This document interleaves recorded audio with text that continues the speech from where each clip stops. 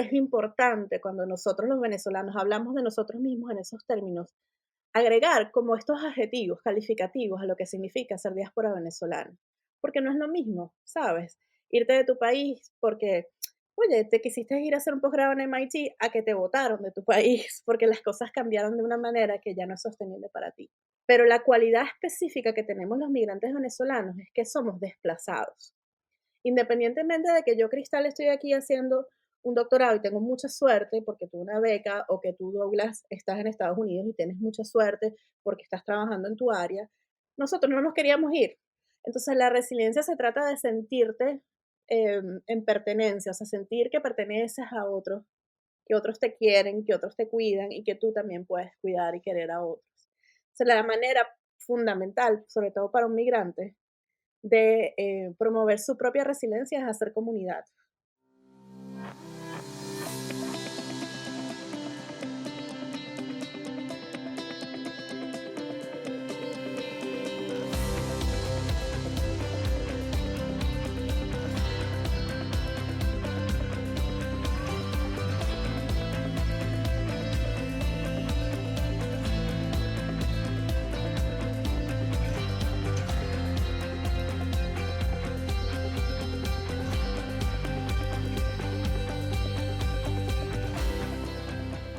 Amigos migrantes, bienvenidos a otro episodio del podcast Migrantes Exitosos. Hoy tengo el placer y la dicha de encontrarme con la psicóloga clínico y directora fundadora de Psicodiáspora, la venezolana Cristal Palacios de Belfast, allá en Irlanda del Norte. Así que bienvenida, de verdad, Migrantes Exitosos.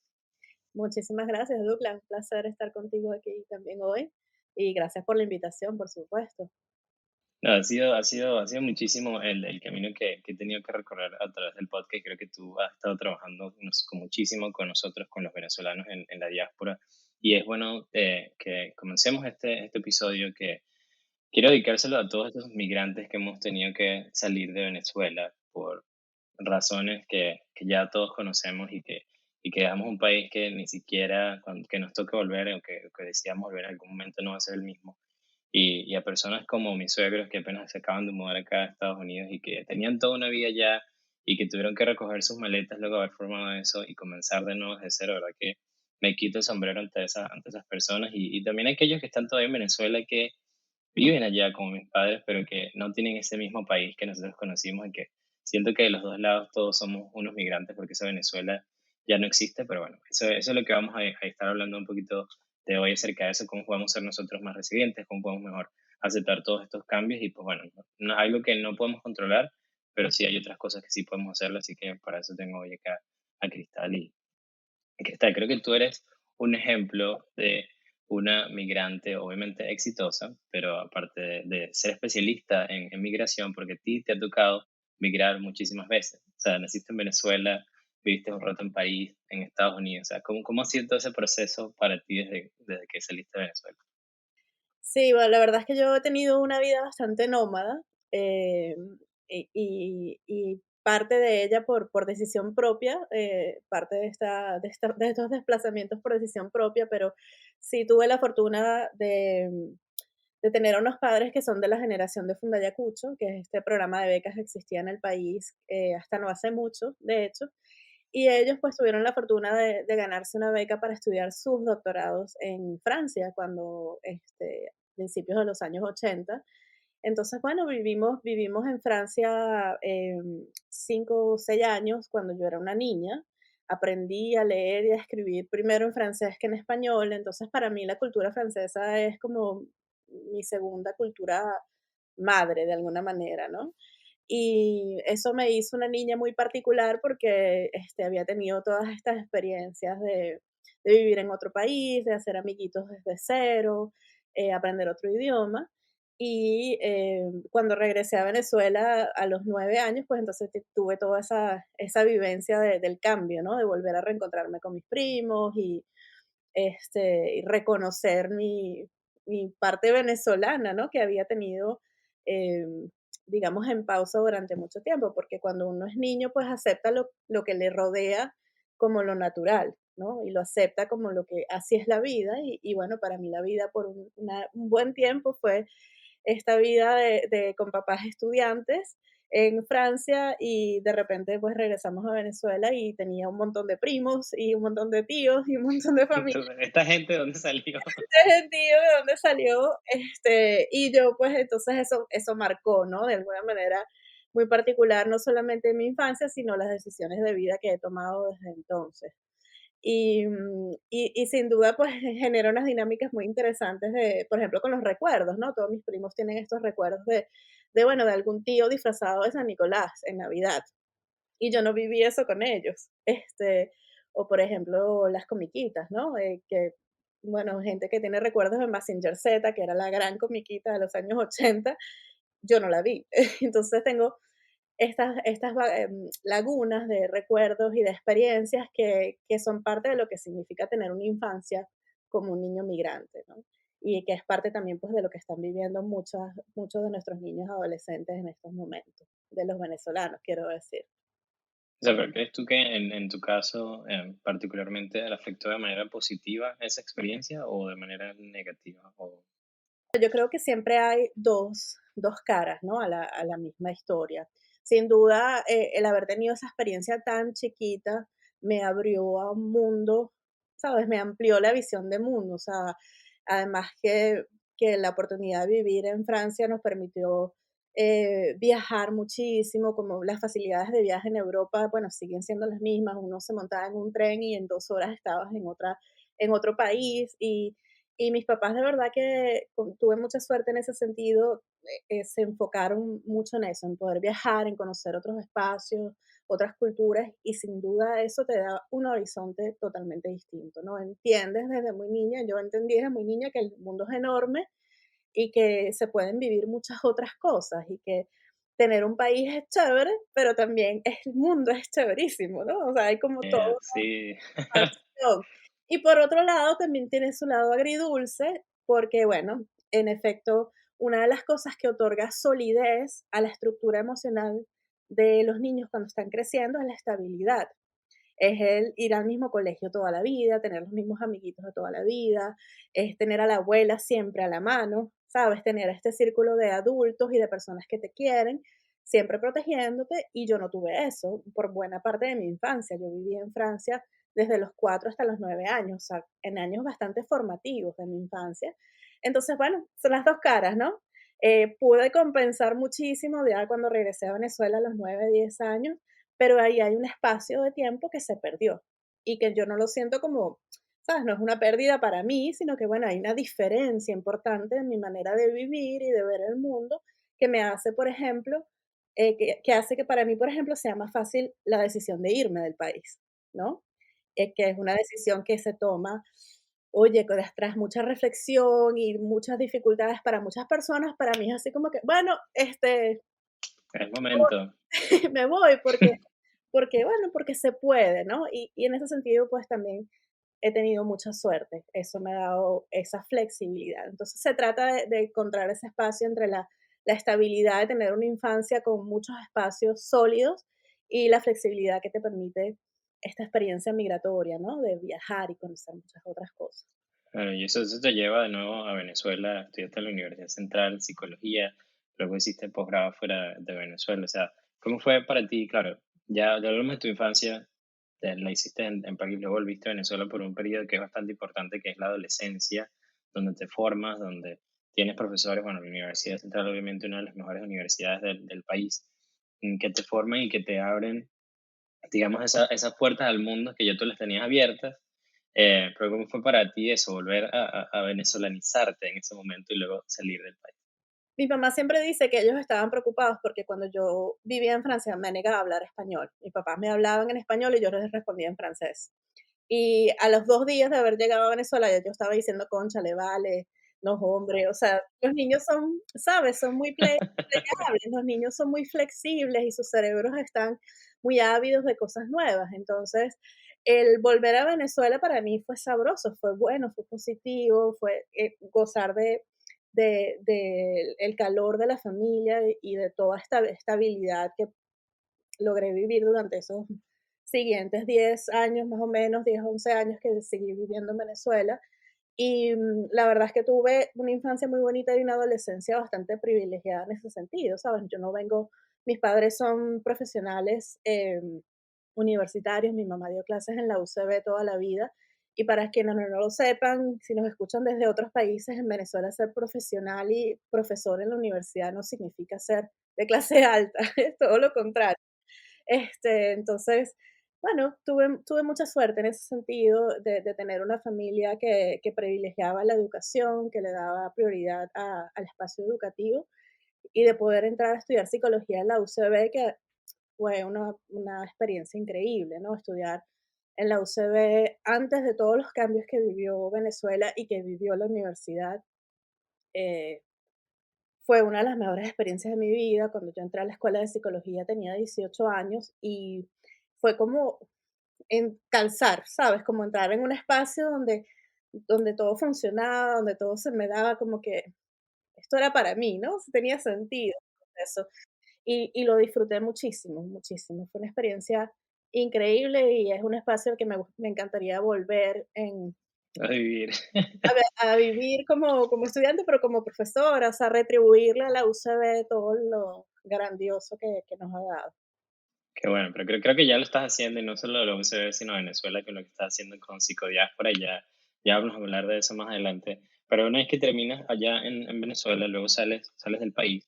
Y fue en ese momento, creo yo, cuando ya comienza a verse todo lo malo que estaba pasando en Venezuela y que comienzan como todas esas olas de salidas de los venezolanos. Yo creo que salí más o menos como la tercera ola en el 2016 y han habido varios términos que hemos estado utilizando todos nosotros de diáspora, que eso no lo hablábamos antes, sino solo era, bueno, los que se fueron y ya, de que ahora somos también como refugiados, o sea, te has convertido en un especialista de todo esto de inmigración y creo que esa era una de las cosas más importantes o de las curiosidades que tenía yo cuando te hice la invitación de traerlo al podcast, porque estos son muchos términos que todos nosotros no entendemos, o sea, y es difícil para nosotros convertirnos ya ahora en refugiados y no tener un estatus, y no solo aquí en Estados Unidos, sino en varios países del mundo. Entonces, ¿cómo podremos explicar un poquito eso de todos estos términos nuevos a nosotros como venezolanos migrantes?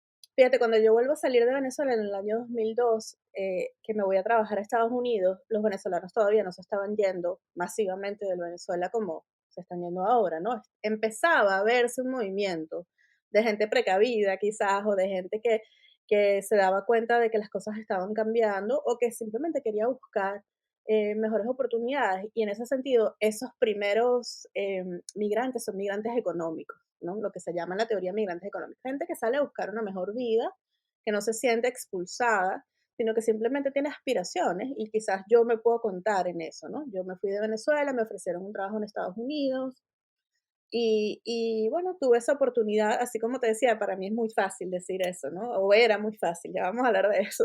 Decir, "No, pues, y en el transcurso del tiempo que viví en Estados Unidos, aproximadamente en el año 2005-2006, se empezó a hablar de los lancheros del aire. Se hablaba de los cubanos y se hablaba de los lancheros, ¿no? Y empezaron a llamar a los venezolanos los lancheros del aire porque había toda esta dinámica de que con los cupos Cadivi la gente salía del país aprovechando, ¿no? Y se quedaba, que ya no era lo mismo que salir a compras al Miami, está barato, dame dos. La gente salía del país aprovechando los beneficios de Cadivi, entre comillas, y aprovechaba para quedarse. Entonces, es aproximadamente en el 2005 que empezamos a ver este desplazamiento, que ya empieza a convertirse en un desplazamiento forzado. Y yo creo que es importante hablar de eso, ¿sabes? Porque cuando los venezolanos hablamos así entre amigos o comúnmente de la diáspora, estamos utilizando un vocabulario que es popular, digamos. Y cuando estamos hablando de la diáspora, nos estamos refiriendo a todos los migrantes venezolanos, todos los que se han ido, pero es importante ser un poquito más técnicos en esto, porque la diáspora es como un tema, un término que engloba a toda esta gente. Pero la cualidad específica que tenemos los migrantes venezolanos es que somos desplazados. Independientemente de que yo, Cristal, estoy aquí haciendo un doctorado y tengo mucha suerte porque tuve una beca, o que tú, Douglas, estás en Estados Unidos y tienes mucha suerte porque estás trabajando en tu área, nosotros no nos queríamos ir, ¿verdad? Nosotros había a lo mejor un empuje de salir y de, bueno, voy a estudiar, me voy a Estudiar y volver. hacer un posgrado espectacular de anestesia o en tu caso, lo que sea, y en mi caso también un posgrado espectacular de lo que sea, y voy a regresar a mi país porque es mi país, ahí está mi familia, ¿qué voy a estar yo inventando, no? Pero ya esa posibilidad se perdió y los migrantes venezolanos empezamos a convertirnos en desplazados, en un desplazamiento forzado.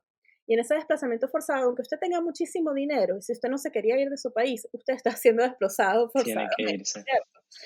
Y claro, el tener mucho dinero es como la mejor de las circunstancias, el escenario ideal, pero la realidad es que la gran mayoría de los venezolanos que han tenido que salir son parte de un grupo de refugiados, de personas que necesitan un estatus de protección internacional que les permita entrar a Colombia, a Estados Unidos, como ahorita tienen el TPS, pero el TPS no es un estatus de refugiado, no te protege, no te lleva al camino a la ciudadanía, no te lleva al camino a la residencia permanente. Entonces creo que es importante cuando nosotros los venezolanos hablamos de nosotros mismos en esos términos, agregar como estos adjetivos calificativos a lo que significa ser diáspora venezolana, porque no es lo mismo, ¿sabes? Irte de tu país porque, oye, te quisiste ir a hacer un posgrado en MIT a que te votaron de tu país porque las cosas cambiaron de una manera que ya no es sostenible para ti, ¿sabes? Ya no puedes vivir allá. Creo que Sí. eso es importante acotarlo. Ok, creo que allí ya ahora sí entiendo un poquito más o menos el término, porque recuerdo cuando me tocó a mí en su momento buscar ayuda especializada en corte en salud mental, me tocaba explicarle en ese caso, porque no era un especialista, digamos, en migración, como lo eres tú, de qué era todo lo que estaba pasando en Venezuela, porque aquí en Estados Unidos, como ha habido siempre ese tipo de migración desde Latinoamérica, de diferentes países, nos ponen a todos en el mismo saco y es como que si todo, bueno, no importa, vienes todo de México porque allá está mal, pero aquí no, a diferencia de que todo lo que está pasando en Venezuela es completamente distinto y que es muy parecido a lo que pasó a Cuba, pero son dos, digamos, cosas que son muy puntuales y que son diferentes a todo el resto de los países. Entonces, creo que ahí eso es lo que ahora entiendo, en que todos debemos llevar ese mensaje de ser una diáspora y de ser refugiados al momento de hablar de Venezuela. Porque fíjate que etimológicamente la palabra diáspora significa dispersión, ¿no? Es algo que tenía un centro y se dispersó. Y nosotros somos expulsados. Y por eso hay una gran diferencia. No es lo mismo dispersarse, "Ay, se acabó la fiesta, todo el mundo para su casa, llegó la policía, todo el mundo para su casa, ¿cierto? Entonces, ese hecho de ser expulsado no lo estamos representando bien cuando decimos, yo soy de la diáspora venezolana. Es importante decir, en la diáspora venezolana hay refugiados y hay desplazados. Y estoy yo que, bueno, a lo mejor tengo mucha suerte, pero yo soy la excepción Parte de eso. de la regla. Sí, soy parte de la diáspora, pero soy una excepción en realidad, porque la mayoría de nosotros está pasando mucho más trabajo que tú y yo, ¿sabes? Sí, sí, sí es verdad, sí es verdad. Y eso que yo trato de hacerlo siempre con lo del podcast, tratar de traer todas esas herramientas, porque sé que es difícil cuando llegas a ese nuevo país, y lo hablaba unos pocos episodios con Gustavo, que se llama Proyecto Migración, hace 2 episodios atrás, que hablamos sobre eso, es tratar de que los nuevos migrantes no pasen por todas esas ronchas, como decimos nosotros, que hemos pasado y que se le haga un poquito más fácil a ellos también. Y hay una palabra que estamos utilizando mucho nosotros también, que es la resiliencia. Y es como yo lo entiendo poco a poco, pero creo que tú lo puedes explicar mejor, que es como poder aprender de esos errores o de eso que hemos pasado. Y lo asocian muchísimo a nosotros los venezolanos por todo lo que ha pasado en Venezuela y los golpes que hemos llevado en el país. Pero es muy difícil pedirle a una persona que tiene 20 años pasando por esto que sea resiliente. Porque es como que, como dice el meme de marica ya, o sea, como hasta cuándo, ¿sabes? Claro. Por ahí, ¿Hasta cuándo? hace muy poquito se viralizó un tweet que decía: "Estoy cansada de que me digan resiliente. Yo quiero ser blandita, yo quiero que me abracen, que me den seguridad, estabilidad", porque la resiliencia tiene un límite, en efecto, ¿no? Fíjate que la resiliencia, la palabra resiliencia, el término viene de la ingeniería y tiene que ver con la capacidad de los materiales de una vez que los cambias de forma puedan volver a su forma original. Pero va a llegar un momento que si ese material lo doblas mucho se va a partir, ¿sabes? Porque tiene un límite, tiene un umbral. Pues las personas también tienen un umbral psíquico, ¿no? Un umbral emocional de su capacidad de resistir trancazos, no todo el mundo puede con tanto, ¿no? Entonces, cuando hablamos de la resiliencia, estamos hablando de eso, estamos hablando de nuestra capacidad de sobreponernos a las experiencias difíciles para mí, para cada quien, porque lo que es difícil para mí no necesariamente es para ti. Por ejemplo, tú estás en una sala operatoria todo el día trabajando y para ti eso es normal. A mí me meten en una sala de operaciones y yo no sé si estaría muy contenta, ¿no? De Sí, poder superar eso. Pero entonces a mí me gusta agregar la idea de que no solamente poder como levantarte de esa experiencia, sino aprender de ella, ¿sabes? O sea, poder construir aprendizaje sobre lo que te acaba de pasar. Bueno, te caíste. Ok, ¿por qué te caíste? Mira las condiciones del piso, fue que caminaste, fue que te pisaste la trenza, entonces, bueno, si te pisaste, lo que uno le diría a un niño, ¿no? Si te pisaste la trenza, sabes que te tienes que amarrar las trenzas para poder seguir caminando, ¿no? Entonces se trata un poco de eso y de la posibilidad entonces de entender que la resiliencia es algo con lo que no nacemos, sino que es algo que vamos construyendo en la medida en que nuestro ambiente y nuestras condiciones, las condiciones que nos rodean, el entorno familiar, pero sobre todo el entorno afectivo, las personas que nos quieren y nos cuidan, nos ayudan a fortalecernos porque nos dan certezas de que vamos a estar bien. Entonces, bueno, tener una mamá, un papá, una abuela, un cuidador, alguien que está ahí para ti siempre, es una de las cosas que te permite desde la muy tierna infancia ir desarrollando esa certeza de que, bueno, si él me tiene, yo me tengo, ¿no? O sea, como tener ese efecto espejo de tener a alguien que te got your de back, ¿no? soporte. Alguien que te ataje si algo te está pasando. Entonces, si él me ataja, oye, yo me aprendo a atajar a mí mismo y eso se va convirtiendo en un espacio como interno dentro de uno mismo, dentro de quien uno es emocionalmente que va creciendo y que se va fortaleciendo. Pero como decíamos, tiene un límite, ¿no? Va a llegar un punto en que si el mundo exterior es agobiante, pues sobrepasa esa capacidad de sobreponerte y a eso es lo que llamamos trauma, ¿no? Cuando un evento sobrepasa tu capacidad, un evento o muchos seguiditos pa- Sobrepasa tu sobrepasan tu capacidad. capacidad de tolerar. ¿Cuáles crees tú que sean como algunas herramientas que podríamos utilizar nosotros para poder ser un poco más resilientes? Así ya estemos llevando esos golpes. ¿Cómo podemos construir esa resiliencia poco a poco? Mira, el indicador más importante en todos los estudios que se han hecho a nivel internacional, ni siquiera, sabes, muchos de los datos cuando vemos datos sobre psicología y funcionamiento humano, estamos hablando de datos americanos, ¿no? Y generalmente hay como una desviación ahí, una especie de sesgo en los datos porque estamos viendo siempre a los gringos. Pero todos los detalles, todas las investigaciones que se han hecho nos hablan de que a nivel internacional el factor principal que estimula la resiliencia es a tener, aunque sea una persona con la que tú puedas contar. Entonces, la resiliencia se trata de sentirte en pertenencia, o sea, sentir que perteneces a otros, que otros te quieren, que otros te cuidan y que tú también puedes cuidar y querer a otros. O sea, la manera fundamental, sobre todo para un migrante, de promover su propia resiliencia es hacer comunidad. Sea, no se trata de un proceso interno de que yo voy a hacer ejercicio, yo voy a comer bien y yo voy a ver puro documental y TED Talk. Chévere, buenísimo, eso te va a hacer una persona más interesante, más sana probablemente. Pero la resiliencia, nuestra resiliencia depende de los demás, de la capacidad que tengamos de cultivar relaciones saludables con los demás y que entonces ellos, a la hora de que nosotros nos haga falta, también estén ahí para nosotros. Entonces, al final eso es construir comunidad, ¿no? Y en la diáspora, cuando hemos perdido parte de ese tejido social que nos permitía, por ejemplo, una cosa que yo escucho mucho en consulta es, oye, pero es que yo en Venezuela tenía mi peluquero toda la vida. Y entonces ahora vivo en Madrid o vivo en no sé qué y nadie sabe hacer que, no sé, no me gusta. Eso es una tontería, es una estupidez, Sí. pero tan importante, ¿verdad? Porque el contacto con la peluquera o el barbero es un contacto tan íntimo, es una persona que se está tocando tu cabeza, tu cabello con un arma, ¿no? Punzo penetrante, o sea, ahí hay una relación que nosotros normalizamos, pero una relación de confianza profunda, de tú sentarte de una manera totalmente pasiva, bueno, córtame, córtame que el cabello, ¿no? Entonces, esas cosas a veces no las vemos con la profundidad que tienen y sin embargo son tan valiosas y son cosas que los migrantes tenemos que empezar a activamente, a cultivar activamente en los países a los que nos vamos. Eh, y eso es un detallito que se nos pasa.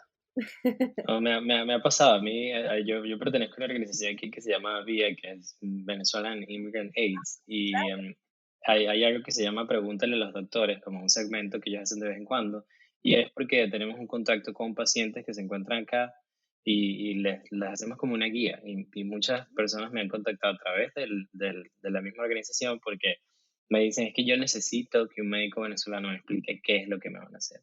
Voy al hospital y yo que estoy en el hospital aquí, es verdad, o sea, en Venezuela te veía un residente y el especialista. Aquí te ve el medical assistant, te ve el phlebotomist, que es el que te va a sacar la sangre. 5 o 6 personas.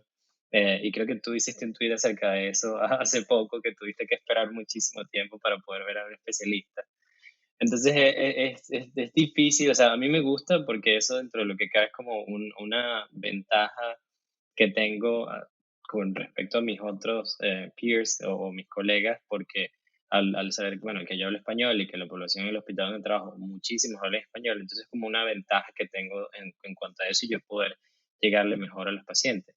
Pero también desde el punto de vista del paciente es un poco difícil porque él tiene que ir por todo este camino que es difícil hasta que llega, digamos, como que a mí, que yo estoy allá en el quirófano y es como que, ay, Dios mío, menos mal que tú me explicaste todo lo que me van a hacer ya después de que pasó todo este camino. Entonces, es como tratar, y creo que una de las cosas que más me gusta a mí y lo que busco es de tratar de romper esa cadena y de decirle siempre, por lo menos en esa opción que tenemos en el hospital, de que aquí hay alguien que habla español. Si no sabes, dile a alguien que te busque que hable español, que seguro van a conseguir a alguien que hable español y tú te puedas sentir más seguro de eso.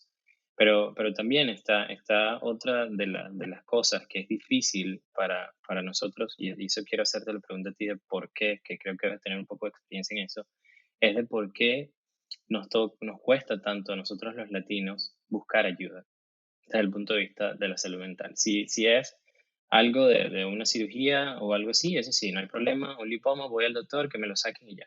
Pero cuando hablamos de salud mental, que ya me diste un poco de cómo hablar y ser un poco más resilientes y cómo poder enfrentar todas esas vicisitudes que tenemos que pasar nosotros como migrantes, es difícil ir nosotros al especialista y decir, ok, Cristal, quiero una consulta contigo porque creo que ya no puedo más, creo que está pasando eso. ¿Por qué crees que pasa eso? Bueno, esa es la pregunta más difícil de todas. Es que, bueno, obviamente creo, Douglas, que hay una suerte de estigma social en América Latina, con algunas excepciones como Argentina, por ejemplo, donde hay una enorme cultura de la psicoterapia, donde hay como que un psicoterapeuta para cada 4 argentinos, o sea, la gente va mucho a terapia en Argentina, a psicoanálisis sobre todo. Creo que en América Latina hay un estigma importante en torno a la salud mental porque, bueno, se percibe a la persona eh, con dificultades emocionales como débil en el fondo, ¿no? Em, y la debilidad pues está asociada a la locura, ¿no? Entonces, bueno, típico que uno escucha, yo no voy al psicólogo, eso es para los locos, hay una comprensión muy pobre del enorme rango que hay en términos de salud mental, ¿no? Fíjate que no hablamos de enfermedad mental, estamos hablando de salud mental, o sea, de salud, de estar saludable, de estar bien. Y para estar bien, pues hay un rango, hay como un abanico o sí, un rango, ¿no? Importante entre el estar perfecto, fantástico, y bueno, tener momentos bueno, de tristeza, momentos de soledad, y el lado opuesto del rango, o el punto opuesto del rango, que es, bueno, estar deprimido, o tener una enfermedad mental, ¿sabes? Una patología mental importante. Entonces, la idea es siempre como mantenernos del lado de la salud, ¿no? Mantenernos en ese rango de lo positivo, de, bueno, estar bien o tener bajones, pero estar bien en líneas generales.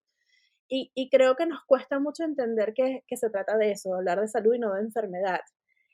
Y cuando la gente piensa en el psicólogo, está pensando en una enfermedad, está pensando, yo no estoy loco, yo estoy fino, yo lo que necesito es conseguirme otro novio, necesito conseguir Sí. cambiar de trabajo, o sea, buscar alternativas que están fuera de ellos, cuando en el fondo la alternativa pudiera estar encontrar dentro de sí algunas respuestas a lo que le está pasando, ¿no? Yo creo que hay un estigma ahí importante. También hay problemas serios de políticas públicas en torno a la salud mental.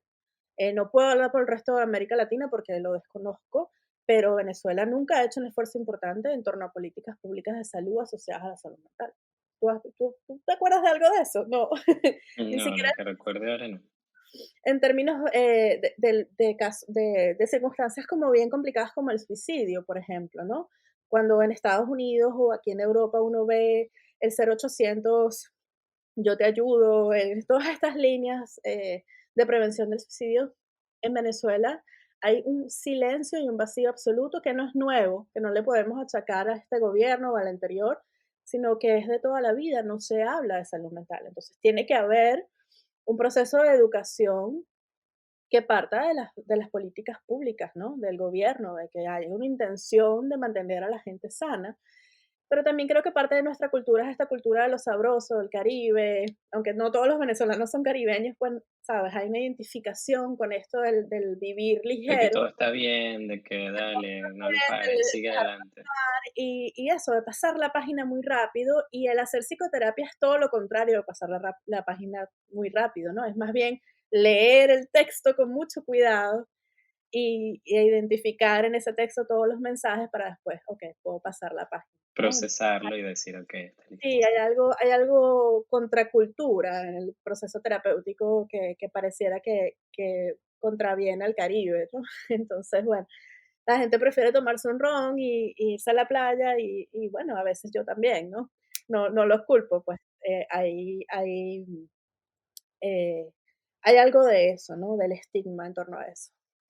Y hay que reconocer, digamos, algunos síntomas, porque mencionabas antes de que debemos tener a una persona a la cual vemos nosotros a como sostenernos y poder ayudarnos entre nosotros mismos. Pero si ya buscaste a esa persona y estás con ella, ¿cuáles crees tú que serían como esos síntomas? O tú mismo, si sientes como, digamos, como paciente de que, ok, yo estoy intentando todo esto que me están diciendo acá, estoy tratando de ser lo más resiliente posible, pero igual no puedo hacerlo o siento que no puedo más con esto. ¿Cuáles crees tú que son esos como que signos de alarma que uno puede ver en ese migrante o uno mismo puede ver en uno mismo para Claro. reconocer que ya es momento de buscar ayuda? Mira, yo voy a insistir en el tema de la salud. Me voy a poner como, porque creo que no hay que esperar a que yo no puedo con esto, sino que tenemos que empezar a ver el contacto con el psicólogo como un contacto preventivo. Como cuando eres niño y vas al pediatra y te ponen tus vacunas y te revisan, creciste, no, tal, estás peso, talla, tal. El contacto con el psicólogo puede ser eso. Puede ser un espacio donde tú te permitas hacer un check-in, ¿no? Mire, doctor, estoy chévere, estoy bien, me está pasando esto, me estoy preguntando estas cosas en la vida, em, y poder atajarte antes de llegar a ese momento en el que no puedes contigo, ¿no? Sin embargo, ese no es la mayoría de los casos, pero yo quiero dejar eso ahí, ¿no? Quiero dejar la posibilidad de que la gente pueda pensar en el contacto con el psicólogo como un espacio preventivo de desahogo, porque todos tenemos problemas, no problemas que no podamos con ellos, pero todos tenemos problemas. Entonces, un espacio de desahogo constructivo en el cual la persona con la que estamos hablando primero está entrenada para escucharnos de una manera diferente, ¿verdad? Para justamente escuchar esas señales de alerta que tus amigos te van a decir, ay, pero ven, tómate un ron, o vámonos para la playa, o búscate un clavo, saca el otro, todas estas cosas, nosotros estamos entrenados para escuchar y recibir lo que nos estás diciendo de otra manera y para ayudarte también a pensar en ti de otra manera, ¿no? Entonces, por ahí un poco va la cosa. Pero si ya llegaste al momento en que ya no puedes contigo, bueno, lo fundamental es entender que las señales de alarma las empieza a dar el cuerpo. Por ejemplo, si tú no te estás dando cuenta de que estás abrumado, el cuerpo te lo va a decir, ¿no? Y tú que eres médico lo sabes. Insomnio, cambios en el apetito, ya sea porque estás comiendo menos o estás comiendo más, estás durmiendo más o estás durmiendo menos, ¿no? El cuerpo tiene reacciones psicobiológicas, o sea, el cuerpo te lo dice, algo está fuera de control. Y si tú empiezas a escuchar o a observar eso que te está diciendo el cuerpo, eh, bueno, es una señal importante de que esto se te está saliendo de las manos, ¿cierto? Y obviamente si cambios importantes de tu estado de ánimo, ya sea porque te encuentras en un extremo o en el otro, profundamente triste, eh, tienes dificultad para conectar con las cosas placenteras, ya no disfrutas, por ejemplo, te gustaba escuchar música, ya no quieres ni escuchar música, dejas de disfrutar las cosas que antes disfrutabas, o por el contrario, empiezas a hacer cosas como un poco, epa, ¿qué está pasando aquí, no? Como que te gastaste todo el dinero de la renta en la cartera de moda, o te fuiste de rumba con los amigos y no te acuerdas muy bien qué pasó la noche anterior. Y bueno, puede ser que eso te pase una sola vez, ¿no? Pero si te está pasando todos los fines de semana, a ti, Hay o algo ya estás que observando a alguien a tu alrededor que le está pasando eso, ahí hay un momento, una posibilidad de intervenir, ¿no? Y decir, bueno, aquí está pasando algo. Entonces, bueno, ¿esto qué se refiere? A cambios importantes en los patrones, ¿no? Que tú tienes una manera de vivir y algo te está empujando a vivir de otra manera y hay que atender esas eso que está señales. pasando. Wow. Y para eso está, y por eso te decía al principio de que sé que no estás, digamos, presencialmente dando clases en la Universidad Central, pero ahora nos estás ayudando a todos los venezolanos y también a otros psicólogos y psiquiatras para ayudar a muchos más venezolanos. O sea, que hiciste tu ayuda, digamos, global a través de psicodiáspora. So, háblame un poco de qué es psicodiáspora y de dónde nace esta idea de tú poder conectar a psicólogos y psiquiatras con pacientes venezolanos. Bueno, fíjate, psicodiáspora nace justamente de esta necesidad de hacer comunidad, la que hablábamos hace un momento en torno a la resiliencia. Porque me pasó en algún momento de mi trabajo como psicólogo clínico en Venezuela que la gente se estaba yendo tan masivamente que sentía que me estaba quedando sin colegas para referir, porque, por ejemplo, me llamaba una mamá, mira que mi hijo lo acaban de diagnosticar con autismo, esa no es mi especialidad, yo no lo puedo atender. Y la compañera a quien le refería inicialmente se fue al país, entonces empecé a hacer un listado muy incipiente, ¿no? De referencias, estando todavía en Venezuela en el 2015. Y cuando me vine a estudiar el doctorado en el 2017 me di cuenta que estaba pasando lo mismo, pero del otro lado, ¿no?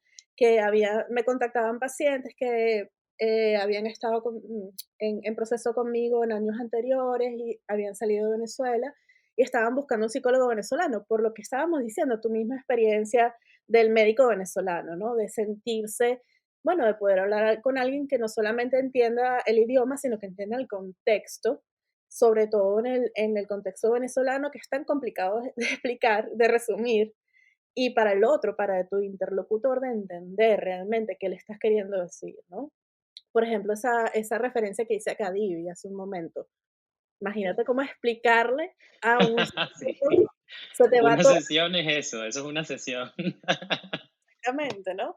Entonces, bueno, de ahí sale un poco empiezo a recibir estas solicitudes y por el otro lado, me doy cuenta también que los psicólogos fuera de Venezuela estamos todos un poco desconectados y en ese mismo proceso del que hablabas tú hace un momento o antes de que empezáramos la entrevista formalmente, de que volver a tu profesión cuando emigras es un proceso largo y no es un proceso lineal.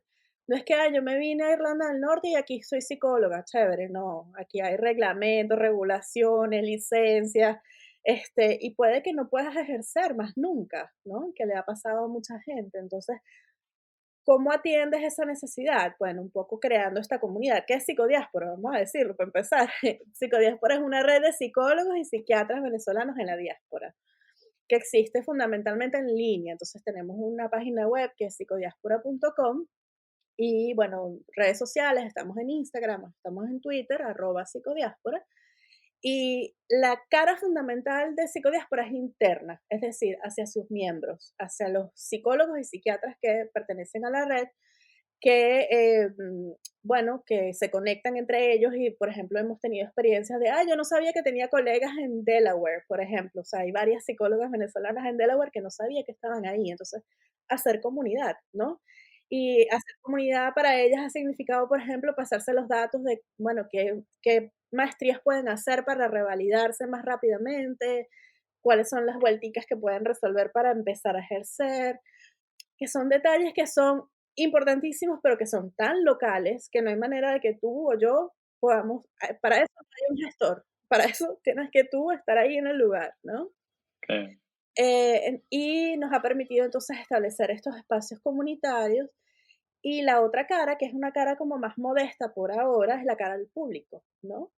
Que inicialmente fue solamente un directorio, que sigue estando en línea en psicodiaspora.com, donde están clasificados por región y por país todos estos psicólogos y psiquiatras que son miembros, ¿no? Entonces, si tú estás en Nueva York y estás buscando un psicólogo venezolano, te metes y buscas Estados Unidos y ahí vas a encontrar eh, a, a Carlos, que está ahí en Nueva York. Entonces, Ok, buenísimo, porque quizás a lo mejor Carlos no te puede atender, pero si tú mandas un email y le dices, oye, estoy buscando a esta persona o estoy buscando un psiquiatra, es mucho más probable que Carlos te responda, mira, ve a tal sitio, a que tú hagas toda esa vuelta de de averiguarlo. buscar a alguien. Eso es de nuevo hacer comunidad, ¿no? Y es un servicio muy sencillo. En algún momento, cuando han ocurrido emergencias, como por ejemplo, hubo el apagón en el año 2018 en Venezuela, no sé si recuerdas que hubo este apagón de varios días, hubo un pico en la demanda de atención psicológica. En ese momento empezamos a hacer una suerte de operativo, y detesto un poco esa palabra, ¿no? Pero de atención psicológica gratuita en, en el contexto específico de esa emergencia. Había muchas personas aisladas en Venezuela y sus familiares fuera del país angustiados porque no sabían, no se podían ni comunicar con la familia. Entonces, esa fue nuestra primera experiencia de atención gratuita en la modalidad de intervención en crisis, perdón. Intervención en crisis en el contexto de psicología son 2 a 6 sesiones para ayudar a la gente a como que a superar el momento, ¿no? Agarrar mínimo y afrontar y aprender, a darle esas herramientas que necesitaban en ese momento. Muy práctico, al punto y next, ¿no? La gente sigue adelante y no necesariamente se quedan en terapia. Y esto lo retomamos entonces el año pasado en el contexto del surgimiento del coronavirus en el año 2020 y tuvimos ofreciendo este espacio también durante unos buenos 6 meses de atención gratuita, que sin embargo hemos suspendido desde entonces, porque bueno, la demanda fue una cosa, una avalancha Overwhelming. de totalmente abrumador, la demanda de atención, porque ya no es solamente el migrante venezolano, sino toda esta circunstancia que además afectó muchísimo a los propios profesionales de la salud mental, porque la avalancha venía por los dos lados, ¿no? Desde psicodiáspora, pero desde sus propios trabajos, la cantidad de gente, bueno, pasando por situaciones de duelo, de enfermedad, ha sido un año muy difícil, ¿no? Entonces, bueno, Psicodiáspora en este momento es fundamentalmente el directorio en el cual pueden entrar, psicodiaspora.com, buscan por su región y contactan directamente al profesional, se ponen de acuerdo y digamos que es un directorio, como cuando uno entra a una clínica y ve, ah, mira, piso Doctor 2 tal, en tal lado. y ya, ¿no? Ahí está el número de teléfono, listo. Em, y en algunas ocasiones, pues también hemos colaborado con ONGs en Venezuela, como SECODAP, para referir casos puntuales, pero de cara interna, pues estamos trabajando en esto de construir comunidad, de desarrollar programas también de formación para nosotros mismos, ¿no? Porque al fin y al cabo, la mayoría de estos psicólogos somos psicólogos clínicos, pero aquí estamos trabajando en unas circunstancias muy particulares que estamos trabajando en el contexto de una emergencia humanitaria, ¿no? Está saliendo la cantidad de la gente que está saliendo de Venezuela, sobre todo los miembros que están en América Latina, están recibiendo venezolanos en unos contextos de precariedad con los cuales, aunque tú trabajaras en Venezuela en una ONG, por ejemplo, yo trabajé en Plafam Petare, en Caracas, con una población muy vulnerable, sabes, cuando tú estás trabajando en Colombia o en Perú con los desplazados, los caminantes, ya eso es otro nivel de trabajo Otra cosa. al cual necesitas entrenarte, necesitas, sabes, aprender cosas nuevas. Wow, pero qué bueno toda esta evolución que has dado, no solo para nosotros los venezolanos como pacientes, sino también para los mismos especialistas, que era tan necesario y te das cuenta de que igualito la ayuda y ese sueño que tenías de poder ayudar está llegando ahora y te doy las gracias por eso Poco aquí a poco. públicamente. ¿Y hacia dónde Gracias. crees que va Psicodiáspora? ¿Hacia dónde quieres llevarlo? Bueno, yo estoy por terminar mi doctorado y mi sueño es poder convertir en psicodiáspora como en una ONG formal, o sea, en este momento como que como somos un espacio internacional es una figura legal muy rara, ¿no? No existimos formalmente todavía, pero me gustaría como de verdad formalizar y además expandir todas las actividades de formación, formalizar en todos los sentidos posibles, ¿no? Desde el punto de vista legal, como expandir en las actividades de formación. Durante mi tiempo aquí en Irlanda del Norte he establecido muchísimas relaciones con parte de la razón por la que estoy aquí, con especialistas en el área de salud mental y conflicto y construcción de paz. Y yo creo que eso es algo que tenemos que promover en la formación del psicólogo venezolano en Venezuela y el que está afuera. Tenemos que aprender de esto, que hay cosas que hacer, incluso de cara a una posible reconstrucción del país, ahora, más adelante, quién sabe cuándo. También hay un rol del psicólogo ahí importante que tenemos que aprender, ¿no? Que no es el del clásico psicólogo en su consultorio. Entonces creo que me gustaría llevarlo en esa dirección, ¿no? Del trabajo comunitario en la diáspora y en Venezuela. Claro que sí, puedo ver de verdad que lo vas a lograr y ya te entrevistaré más adelante de nuevo cuando ya Psicodiáspora sea aún más grande, esté formalizada y hablemos de esos cambios que vas a hacer desde aquí hasta allá y que bueno, ya vas a estar graduada también, vas a ser una doctora y te llamaré doctora Cristal de aquí hasta allá. Pero no, quiero para que cerremos de verdad este episodio que me ha encantado, que me digas cuál es tu definición de éxito en este momento. Qué bueno que acotas en este momento, porque lo primero que te iba a decir es que mi definición de éxito ha cambiado a través de los años y en este momento de mi vida, para mí éxito es equilibrio, es encontrar el equilibrio entre las cosas que quiero hacer y lo que me hace bien, que no siempre es lo mismo, ¿no?